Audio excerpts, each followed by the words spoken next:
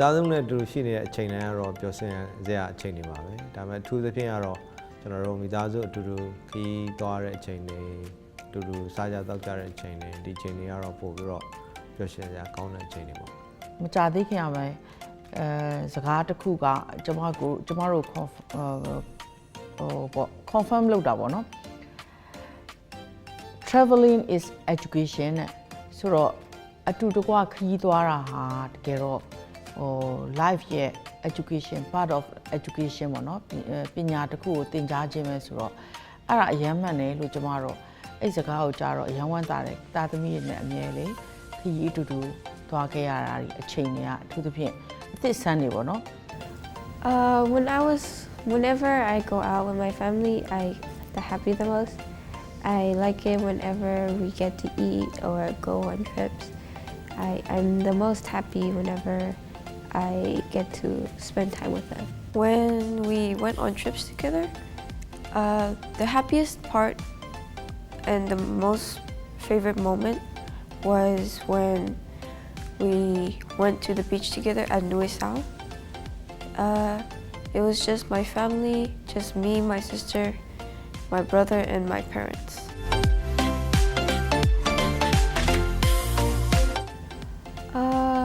Whenever I'm unhappy, well, I remember whenever we fight, well, not all the time. Recently, my parents went to a trip to Thailand, so they were gone for a long time, for like a week, so me and my sister were lonely. Our parents were not there, so we're a bit unhappy. ထူးသဖြင့်ကျမတို့အလုပ်လုပ်တဲ့မိဘနှစ်ယောက်စလုံးကကို career ပေါ့နော်ကိုလုပ်ရမယ်အလုပ်ကိုပဲစိတ်ဝင်စားပြီးတော့အိမ်တော်မှာလေ့ခင်းသွားတဲ့အချိန်တွေပေါ့နော်အဲ့လိုမျိုးအချိန်တွေကတော်တော်မပြောရဘူးကိုစိတ်တိုင်းမကြတဲ့အချိန်တွေသူသဖြင့်သားသမီးအဲ့လိုစီကံမလိုက်လာတဲ့အချိန်တွေမျိုးဆိုရင်တော့တိတ်တော့သဘောမကျဘူးဒါပေမဲ့လည်းဒါကမပြောတဲ့အချိန်မျိုးတော့လည်းမဟုတ်ပါဘူး Most I had the memory of when I was a kid. We went on a trip to the beach. We had a good time with my family. We get to swim at the beach and it was one of my favorite memories. When we went out together and when we had family devotions together. 1% woman in the world ပေါ့နော်ကမ္ဘာမှာတော့မှ1%တော့အမျိုးသမီးတွေပဲဒီလိုအမွှာကလေးကိုမွေးခွင့်ကြုံတယ်ပေါ့နော်ဆိုတော့ကျမကလည်းအဲ့ဒီ 1% နဲ့မှာပါတဲ့အတွက်ကြောင့်ကျမအရန်ပဲဝမ်းသာတယ်ပေါ့နော်ပထမဆုံးသားကြီးပေါ့နော်သားကြီးကိုကိုယ်ဝန်ရှိတယ်ဆိုတာကိုသိရတဲ့အချိန်နောက်တစ်ခါသမီး2ယောက်ပေါ့နော်ဒုတိယကိုယ်ဝန်မှာသမီး2ယောက်အမွှာဘူးဖြစ်နေတယ်ဆိုတာကိုသိရတဲ့အချိန်အဲ့ဒါတော့တကယ်ကို exciting moment ပါဘာလို့ဆိုတော့ကိုကအမွှာရမယ်လို့မမျှော်လင့်ထားဘူးလေ I think my mom she really like influences me and my siblings and sometimes her dad a lot. Whatever she does, I always take note and I always like to listen to her. I would say the most influential to the family is my mom. My family, we would sometimes copy our mom in doing things and my siblings and we would always look up to my mom. Specifically me, because I like to copy my mom since I'm like her. I like to cook, I like to bake, and I just do a lot of things my mom does. တကယ်ကျမတို့မိသားစုမှာလွှမ်းမိုးရမှာတော့ဖျားပဲဖြစ်တယ်ပေါ့နော်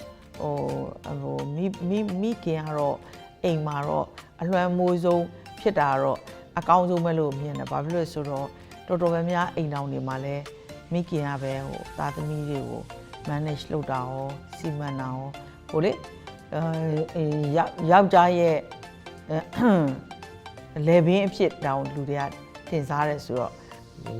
အလွန်မိုးဆုံးလူကတော့ကျွန်တော်အမျိုးသမီးလို့ပဲပြောမှာအဲဆိုတော့အစားအသောက်နဲ့ပတ်သက်ရင်လည်းသူပဲစီစဉ်တယ်ပေါ့နော်ဆိုတော့အိမ်မှာစီမံခန့်ခွဲမှုတွေတော်တော်များများလဲသူပဲလောက်တာဆိုတော့ဒါသူရဲ့လွမ်းမိုးမှုကတော့ကျွန်တော်ရဲ့လွမ်းမိုးမှုတွေပိုပြီးများပါလိမ့်မယ် My favorite, no, I like to spend time with them. That's like all the time. And well, I like to go on trips with them. Like whenever, go anywhere like the beach or to the mountains. Those are the things I like to do the most with my family. My favorite things to do with my family is especially when we go out to eat hot pot together. And like, I like the mall, we would eat hot pot together and go shopping. We would have fun car trips and we would make a lot of memories. တော်တော်များများအချိန်တွေမှာကျွန်တော်တို့အတူတကွလှုပ်ဆောင်လို့ရှိရပေါ့ daily routine တွေမှာတော့အတူတူမလုပ်ပြင်မဲ့အဲ့လိုကြီးကြီးမားမားတွေလုပ်မယ်ဆိုရင်တော့အတူတူလုပ်လို့ရှိရပေါ့နော်ဥပမာခီးသွားမယ်ဆိုရင်လည်းကဲ beach သွားမလားတောင် mountain သွားမလားဆိုရင်လည်းအတူတူလုပ်လို့ရှိရပေါ့နော် ကျွန်တော်တို့မိသားစုအတူတူလုံးမဲ့ဆိုရင်လည်းဒီလိုပဲဟိုကျွန်တော်စိတ်ထဲမှာတော့မိသားစုအတူတူကဘာပတ်ချင်တာပါเนาะဟိုနိုင်ငံရဲ့ခြားတွေမရောက်ဘူးတဲ့နေရာတွေရှောက်သွားနေတယ်အဲ့လိုပေါ့ကိုယ်နဲ့အမှတ်တရကလေးတွေအတွက်ကျွန်တော်တို့ ਨੇ အမှတ်တရမဲ့အမှတ်ရဖြစ်စေမဲ့အမှတ်တရလေးတွေဆက်ပြီးတော့ဖန်တီးခြင်းတယ်ပေါ့ Whenever I hear the word my family, I think of my sister first and then my father, mother, and my brother. My family, they are the people that I always can rely on and I love the most. I would first think of my sister when it comes to family. The meaning, I would say, is fellowship, time, and mostly a lot of things we have together, especially whenever we would like spend time. Body of Christ ပေါ့နော်အတူတကွယုံကြည်ပြီးတော့အသက်ရှင်နာရရတဲ့ပတ်ဝန်းကျင်မှာရှိတဲ့မောင်နှမတွေပေါ့နော်သွေးသားမတော်ဆက်ပြီးမဲ့ယုံကြည်သူတွေကလည်းမိသားစုဝင်တွေဖြစ်တယ်ပေါ့နော်ကျန်စာလည်းပေါ်ပြထားတယ် တကယ်တော့ဒီတဲ့ပို့ပြီးတော့ကြီးမားတဲ့မိသားစုရှိသေးတယ်ကျွန်တော်တို့ကလေအဲ့ဒါဘာလဲဆိုတော့ကျွန်တော်တို့ဒီခရစ်ယာန်ယုံကြည်သူတွေเนาะအတိုင်းဝိုင်းပေါ့ကျွန်တော် body of Christ လို့ခေါ်ပါတယ်ခရစ်ယာန်မိသားစုမောင်နှမတွေပေါ့နော်တရားတွေကလည်းကျွန်တော်တို့ရဲ့မိသားစုပါဘာလို့ဆိုတော့ဗမာပြည်ဒီမကောင်းနိုင်ငံရဲ့ခြားဘယ်နေရာသွားကျွန်တော်တို့ယုံကြည်သူညီကောင်မောင်နှမတွေတယောက်နဲ့တယောက်မိသားစုလိုပဲဆက်ဆံကြတယ်ယုံကြည်ရတယ်ချစ်ခင်ကြတယ်ကူညီကြတယ်ဖေးမကြတယ်တယောက်နဲ့တယောက်ဒါတကယ်ကိုကြီးမားတဲ့မိသားစုအတိုင်းဝိုင်းမှာ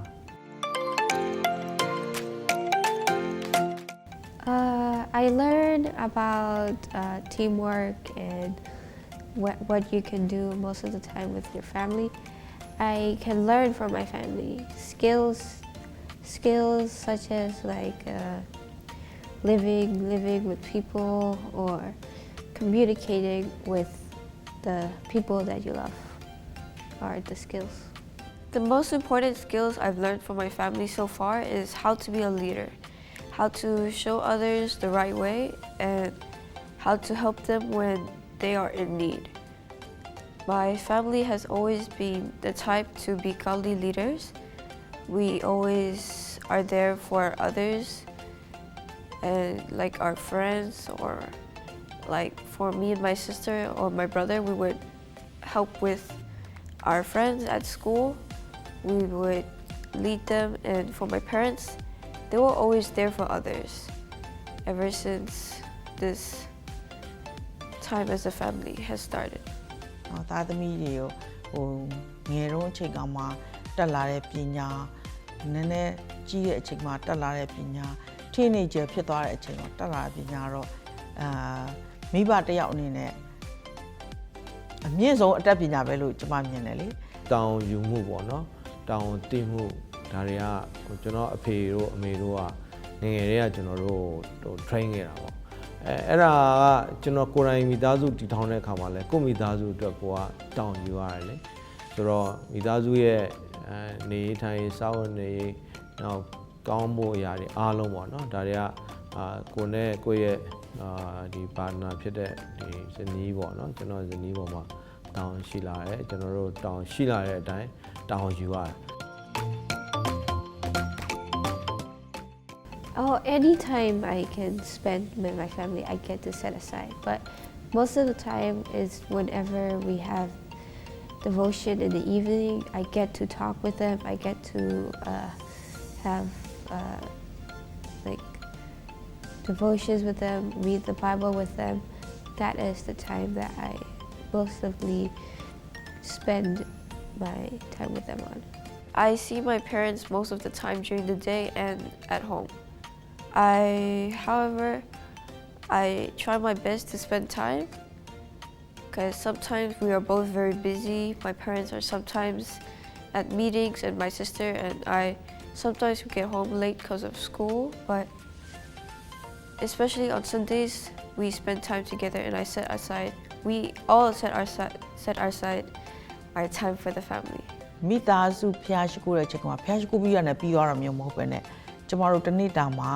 ခက်ခဲတဲ့အရာတွေကိုလည်းဆွေးနွေးလေးရှိတယ်ပေါ့နော်ဆိုတော့အဲ့မိသားစုအချိန်မှာများသောအားဖြင့်ပြောလေးရှိတယ်ကျွန်တော်တို့နေတိုင်းမဟုတ်ပေမဲ့ဥပမာတစ်ပတ်တစ်ခါဒါမှမဟုတ်တစ်လတစ်ခါလုပ်တဲ့အရာတွေလည်းရှိပါတယ်အဲ့ဒါတော့ဥပမာမိသားစုကျွန်တော်တို့တစ်ပတ်တစ်ခါအပြင်ကိုအတူတူထွက်ပြီးတော့စားတောက်ကြတယ်ဒါမှမဟုတ် shopping mall အတူတူသွားရတယ်စသဖြင့်ပေါ့နော်။နောက်ကျွန်တော်မျိုးသမီးနဲ့ကျွန်တော်လည်းဟိုမှာစနေနေ့မနက်ဆိုရင်ကျွန်တော် breakfast မနက်စာအတူတူထွက်ပြီးတော့စားရတယ်ဒါမျိုးပေါ့ I just want to be remembered as a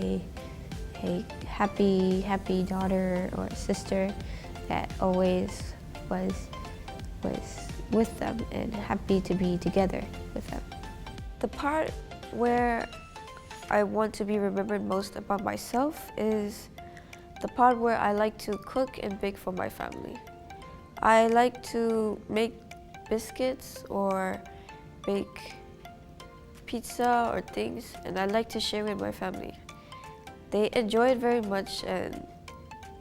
I'm very grateful for it. ကျမတီးတဲ့လောက်ပြောရရင်တော့သူတို့ကိုအိမ်မာနေတာတန့်ရှင်းလုပ်ခိုင်းတာထမင်းဟင်းကိုယ့်ဘာကိုရက်တီအောင်တက်အောင်ချက်ခိုင်းတာတကူကိုပေါ့ဝင်ချင်မှာတန့်ရှင်းလုပ်ခိုင်းတာတွေကသူတို့မလုပ်ချင်ဘူးလေမိဘနဲ့နေဒါပေမဲ့ဝေးသွားတဲ့အချိန်ကမှတော့ဒါတွေကအမှတ်တရဖြစ်စီပြီးတော့သူတို့ရဲ့ life မှာခွန်အားတွေဖြစ်တယ်ဆိုတာတော့ကျွန်မကြားရတဲ့အတွက်ကျွန်မအရင်ပဲဝမ်းသာမိတယ်သူသဖြင့်သားသမီးတွေအတွက်ဆိုရင်ပေါ့နော်အားမီးဆက်ဆိုရင်ကျွန်တော်သူတို့ကိုစီကံလောက်ခဲ့တာတွေသူတို့တတိယစေချင်တယ်နောက်ပြီးတော့သူတို့ကျွန်တော် queue design နဲ့ကျင်းတော်မူပြတာတွေအချိန်ပေးခဲ့တာတွေတတိယစေချင်တယ်ဒီလောက်ပါပဲ Well, I just want to say that spend time with your family as much as you can